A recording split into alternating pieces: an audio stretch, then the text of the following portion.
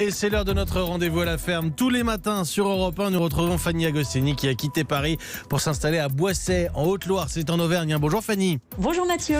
Et nous, on apprend des choses au contact de la nature avec Fanny tous les matins. Fanny, une de vos préoccupations à Boissey, c'est de produire une bonne partie de votre nourriture. C'est ce que vous faites avec le jardin et les animaux. Eh bien, c'est ce que j'essaye de faire, de produire en circuit fermé, c'est-à-dire j'enrichis mon potager avec le compost ou la matière organique que je récupère grâce à mes animaux. Et je me calque en fait sur le modèle des fermes d'antan qui, elles, fonctionnaient avec du bon sens en polyculture élevage. C'est-à-dire que chacun avait un petit peu de tout, quelques chèvres, une ou deux vaches, un cochon, des poules, des champs pour être en autonomie niveau fourrage et un grand jardin pour les légumes.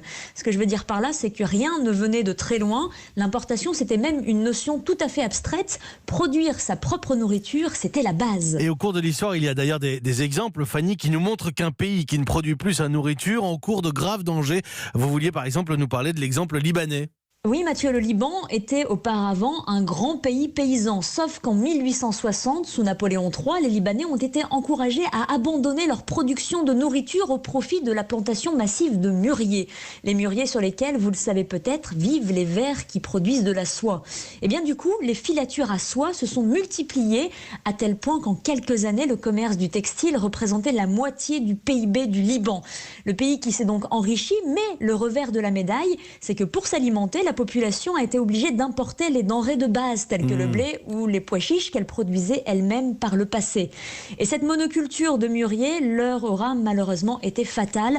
Après 1, 2, 3 années de sécheresse doublées d'une invasion de sauterelles, les plantations de mûriers ont été ravagées et les familles ont vécu ce que l'on appelle un désastre alimentaire car incapables de produire quoi que ce soit. Une population qui a donc connu la famine et l'exode. Voilà qui explique pourquoi, Mathieu, 15 millions de Libanais vivent à l'étranger et seulement 5 millions au Liban. Un exemple qui illustre les dramatiques conséquences qui peuvent survenir lorsque l'on brade la sécurité alimentaire d'un pays et qu'il se retrouve contraint d'importer sa nourriture de l'étranger.